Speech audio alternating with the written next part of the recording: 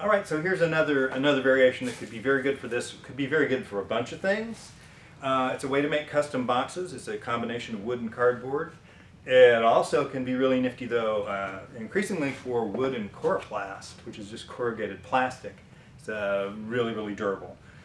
Some different variations, but in this case, we're going with what we have right around. And one thing we have a lot of is scrap wood.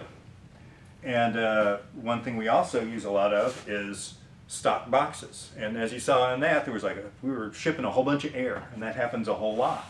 And yet making custom boxes in-house takes a tremendous amount of time. One option that takes very little time is to take our measurement, see what we have, say we want to add 2 inches of foam around it, add our dimensions to get a base and a top out of scrap. This is stuff that's normally getting thrown away. While we're have it at this point, what we want to do is figure out how we want to use our foam. And typically on this, maybe I want to have a piece or two at the bottom. So let's just use this as a template. One thing I should mention is that, for our other boxes that are standard, we should have templates kicking around. It makes it really easy to cut foam as you need it and do it accurately and not have it look too shabby. So anyway, I'm gonna just use this. No measuring, no marking. For me, heck no.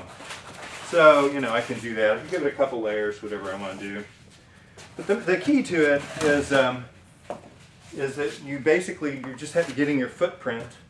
You're taking whatever height you have, including foam, and then you're adding your 3/4 ply, which just gives you room to screw into. It's better than 1/2 inch.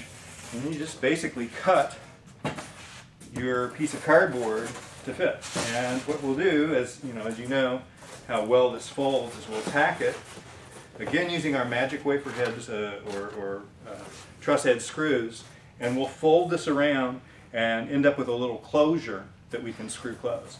It'll be custom fit to this. It'll have the best aspects of a crate in that regard. It'll be stronger than a regular box. And it'll take a fraction of the time it would be if you're doing all cardboard version of this. So I will time this, and we'll do some step-by-steps, and you can see what you think. So I'm gonna start this one-ended, even though you'd probably do both at the same time. You just basically start out on the end that you've cut and tack it with a couple screws where you want it, and then proceed on around, just attaching these with wafer heads. Now you can make this stronger if you shoot a bead of wood glue or if you use hot glue. But strictly speaking, this is not bad just the way it is. And so if you're out on a truck and you have to do something, you can show up just with your wood bases and with your cut cardboard and do it there. Like I say though, if this is glued, it's phenomenally strong. It's really impressive. So yeah, I just basically, put that on there to get my first score, fold it over, get my next score.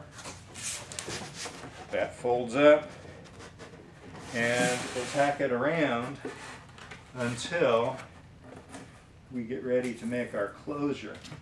And there are a lot of variations on this system, both in terms of materials and closures, that can make it suitable either for one-ways or even for reusable kind of traveling type things in some cases.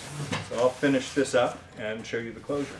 So here I've got both ends on here, and I made a score. Obviously if you're using the double wall, which we'd normally like to do for this, you need to come out a ways so it'll leave some room. You just do a score, which it's actually quite easy. You just use the grain. Then the other thing that just is worth noting is when you do a fold, and this is whether you're doing slip casing, anything else, if you run your smooth part of your knife across that surface, it'll help it relax. It'll help it to take that tension off. It makes for much more squarer corners and stuff. In this case, we're gonna just do an overlap. There's any number of variations you can have. For example, this could be loose, and you could have a double fold where this comes on over, and then you have a double layer on the front, and that could be held with the same screws and be double thickness.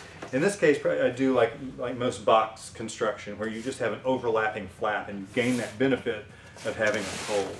So in this case, we're just going to come in and pick out a spot. Like I said, I'm going to come in here this way.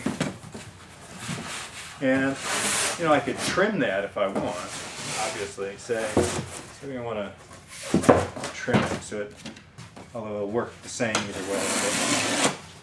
But, you know, we can trim it down so it looks like matches our kind of conventions of what these things look like.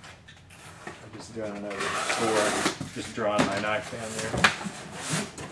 But then you want to use, this is a 3/4 screw. It's enough to do this.